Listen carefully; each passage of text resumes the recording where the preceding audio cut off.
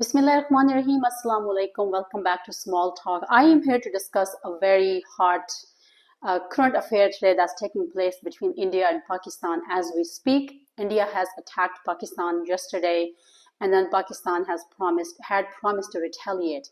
This tension began a couple of weeks ago when India claimed that 25 tourists who came from India to Jammu and Kashmir, some of the locals in Jammu and Kashmir who were supposedly Muslims, they attacked them and they killed all those 25 tourists, which Pakistan had denied the allegation, and Pakistan had offered to come in and do all the investigation to the international authorities. As well, as far as they decided, they also offered to have talk with India, but then India did not listen to Pakistan, and they finally end up attacking Pakistan yesterday. Which, as a result, Pakistan had promised that if India attacks Pakistan, Pakistan will not sit back and it will go ahead and retaliate as a result. So when the attack took place yesterday, Pakistan lost one innocent child, and there was one other person who was killed, whereas few of them were injured. The total number of injuries are not confirmed as of right now, at least not that I know of. But then, as a result, Pakistan retaliated back. And last night, as I was watching news, and this morning they had already shot down 6 of their aircrafts of Indian Army who were trying to fight with Pakistan military. Pakistan has also said that if India does not stop, Pakistan will have to will plan a much bigger response to the terrorism that India is spreading. And now let's go back to fact check some of the allegations that India has put on Pakistan. Indian government, Narendra Modi, who is basically a Hindutva mindset individual, he said that Pakistan killed 25 tourists who were visiting Jammu Kashmir. There are 3 things that to be noted. Number 1, Jammu Kashmir is, first of all, is part of Indian territory, but there's majority of the population is Muslims. There is no doubt about it. And then where those tourists were, it's a military base area where Pakistan and Indian Army together are monitoring that area. So the worst case is that it was a flagged attack by maybe India itself, and the best case scenario is that it was the negligence of both countries and their military or securities as well, and that's why this whole incident took place. That means nobody was paying attention. However, number 2, the opposition leader of India has said yesterday in one of his interviews that Narendra Modi had a visit plan to Jammu Kashmir, which he was informed by the security forces that it's not safe for him to travel there because there was some activity taking place, which means they already knew that there was something going on, which means either it was allowed by Indian security forces for those individuals to get in and initiate this, or maybe it was initiated by the Indian security forces themselves. It's obviously a speculation, but this is what the opposition leader has said in his interview yesterday. He said when Narendra Modi had already known this and he cancelled his trip to Jammu Kashmir, why did not he inform the military base in Jammu Kashmir to kind of stay alert and keep an eye on the situation, which tells you that he was part of this whole propaganda because he wanted to start something like this so that he can declare a war against Pakistan. The opposition leader also went ahead and said that he is fooling the Indian junta, which means the Indian public, and he's lying to you. And and we all know that Narendra Modi has always been a person famous for feeding off his election off of Muslim Hindu hatred, and that's how he wins the election, because he instigates the hatred among Hindus and Muslims by propagating these kind of situations. For the past 10 years, that's how he has ruled India, and that's what he has been doing. And of course, this time the elections are coming up, so Narendra Modi wants to win, and that's why he started this whole nonsense. And we all know the politics in India and Pakistan is very corrupt and very dirty. Politicians are dirty, period, everywhere. But India and Pakistan is obviously an exception to all the rules that they break. Initially, when this attack took place and 25 innocent people killed, of course, as a Muslim, as a Pakistani, we always condemn the lives that are wasted of innocent people. However, I had always, though I didn't make a YouTube video, but in our family room discussions, I always said that this should be handled with peace. They should have a talk. Of course, Pakistan is willing to offer any kind of investigation to the international legal authorities, which means Pakistan is probably not guilty. This is just a made-up story, and India needs to make sure that they go ahead and, with the help of international legal authorities, they can go ahead and investigate the process, and maybe then they can decide what they want to do. But now that India has attacked Pakistan, being a Muslim, being a Pakistani, and it's not a biased opinion. It's obviously based off of when somebody attacks you, it's your job to protect your home. It's your job to protect your honor and dignity. And now that India has attacked Pakistan, I think Pakistan military and Pakistan needs to attack back hard, because India has always been a bully since 1947. Just to give you a little bit of a history of this tension between India and Pakistan, in 1947, between the August 14th and 15th, when British Raj, or Britain colonialism basically ended and British Raj went back to Britain, India was divided into initially two states, which was Pakistan and India. The decision was made that Muslim majority states will be included into Pakistan, and Hindu majority states will be included into India. And there were few states which were princely states. The decision was made that the prince of those states will decide whether they want to be with India, or they want to be with Pakistan, or they want to be independent. So Junagadh was one of the Hindu majority states, and the prince of Junagadh was Muslim. Jammu Kashmir was a Muslim majority state, and the prince was Hindu. After the death of Jammu Kashmir prince, India said, well, because the leader of Jammu Kashmir was Hindu, he would have wanted to be part of India, and they tried to occupy Kashmir. Then Muslims went and they said, well, in that case, Junagadh was initially a Pakistani state. So because the prince of that state was Muslim, so then Junagadh goes to us. But they said, no, Junagadh is a Hindu majority country. So then Pakistan said, okay, in that case, Jammu Kashmir is a Muslim majority country. So if you want to take your Hindu majority country, then we are going to include Jammu Kashmir into Pakistan, because that's a Muslim majority country. And that's how the British Raj had divided the states anyway. The Muslim majority states will go to Pakistan, and Hindu majority states will go to India. So India took over Junagadh, and then they also tried to take over Jammu Kashmir, and then Pakistan had to fight and retaliate. India still occupies a large portion of Jammu Kashmir, and it has been torturing and doing ethnic cleansing to Kashmiri Muslims for the last 70 plus years.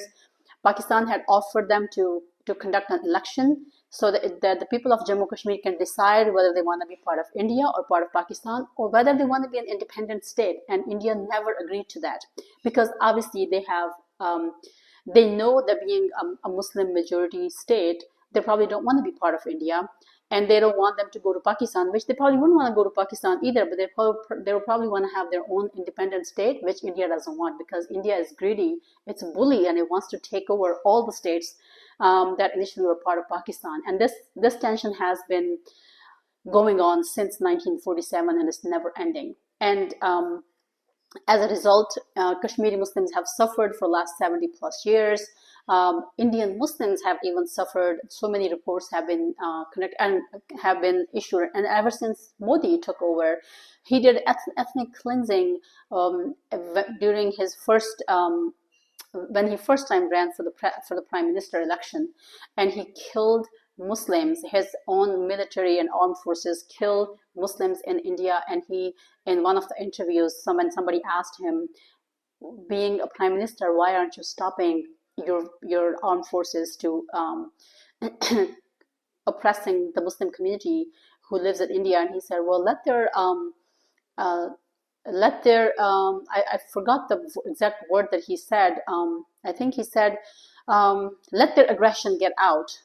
They need to take their aggression out and let it happen, then things will calm down. So to him, let the aggression of the Indian military forces out is by killing innocent Muslims who live in India, who were originally from India during when India was a subcontinent, when there was no division under British Raj. And now because they're Muslims and they happen to live in those states, which are Hindu majority states, so they are going to torture them, and they keep telling them that they need to get out of India and they need to go to Pakistan when they don't even belong there. They have been born and raised there for generations, and that's where they belong. Recently, after this attack that took place supposedly by Muslims on those 25 innocent Indian tourists, I heard the news that they decided to have those Muslim women who were married from Pakistan into Indian Muslim families, and they've been living there for 40 years. Indian government is trying to deport them back to Pakistan. They are trying to separate infant babies from their mothers because the mothers are from Pakistan and they are married into Indian Muslim men, which those marriages took place all the time because some of the family members lived in Pakistan since partition. Some of the family member of Muslim community lived in India. So people do inter marriages between India and Pakistan. So all the Muslim families who live in Pakistan, sometimes they come and get the bride from Indian Muslims. The same thing, sometimes Indian Muslims come and get the brides from Muslims from Pakistan, who maybe they're far distant relatives and stuff. So India has been very brutal. India is bully, particularly Narendra Modi is very bully, and bullies are very cowards. The only way to stop bullies is when you have to strike them hard, so then you have to shut them up once and for all. And yes, I'm all about peace, all about table talks, all about resolving issues by communication. But when there is attack on Pakistani's land, I'm always standing by Pakistan armed forces, and in my opinion, Pakistan needs to hit them hard and hit them hard where it hurts. They need to attack their military base. They need to attack maybe their space center. They need to attack those dams where they were supposedly trying to hold Pakistani's water under Sintas agreement. And they're trying to break their agreement, and they said they're going to hold water for Muslim nations from Pakistanis. First of all, they cannot hold water from Pakistan anyway because they don't have the resources and means to hold water. All their dams, the maximum they can hold water is maybe for 2 days worth of water supply in one of their dams. The other one maybe 5 days worth of water supply. That's it. After that, they'll overflow and the water will flow to Pakistan regardless. But of course, India has to make it look like they control the world, and maybe they're the new superpower who is just coming into existence after maybe Russia and US. But they can dream all they want. We all know how Indian economy is and how people are living their lives in India. Being that it's 10 times bigger, the bigger state than Pakistan, their economic and their financial situations are so terrible that people are dying of hunger, people are dying of disease and sickness, and they cannot even protect their own people. And here they're trying to make these big claims that they're somehow going to suffer Pakistan. So I think Pakistan army has to attack back, and attack back hard, because knowing the psychology of the bullies, they're very weak, but they think somehow they make this image in their head that they're very strong. But then once you scare them, then they calm down and they never bully again. And India has been bullying since 1947, and it's time that somebody needs to teach a lesson to this bully, and they need to end this once and for all.